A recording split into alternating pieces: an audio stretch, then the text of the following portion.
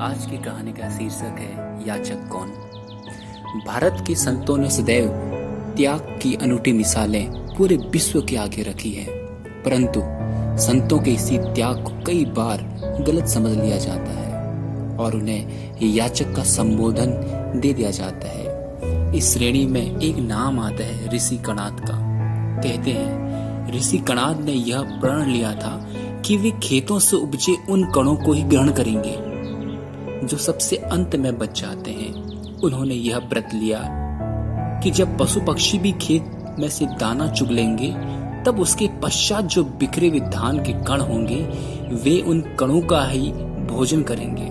इसलिए ही उन्हें ऋषि कणाद कहकर संबोधित किया जाता है। पर जब राजा को यह ज्ञात हुआ कि उसके राज्य में कोई इतना दरिद्र भी है कि वह सिर्फ धान के बचे हुए दाने खा रहा है, तब उसका हृदय पीड़ित हो गया।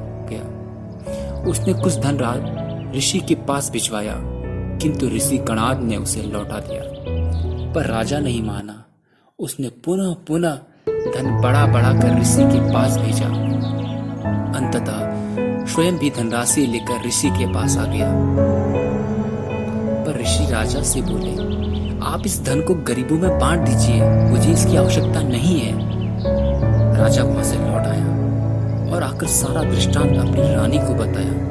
राजा ने अपनी दुविधा को रखते हुए कहा, रानी, मैं समझ नहीं पा रहा हूं कि कैसे एक अति निर्धन व्यक्ति धन को ठुकरा सकता है।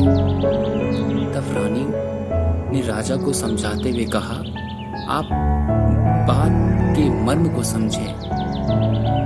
जिसके मन में इतना धन देखकर भी लोभ या आकर्षण उत्पन्न नहीं हुआ, वह गरीब कैसे हो सकता है।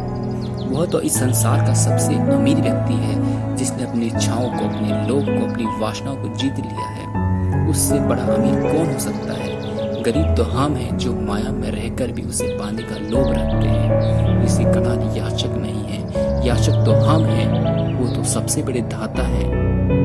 राजा ने कहा, आखिर वे ऐसी किस दौलत की दाता है। रानी ने कहा, उसके पास वह दिव्य रसायन है जो जन्मों की प्यास को मिटा सकता है।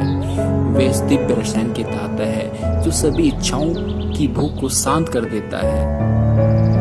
तो चलिए हम भी याचक बनकर चलें, उनसे आग्रह करें कि वे भी हमें कृपा करके उस दिव्य रसायन का दान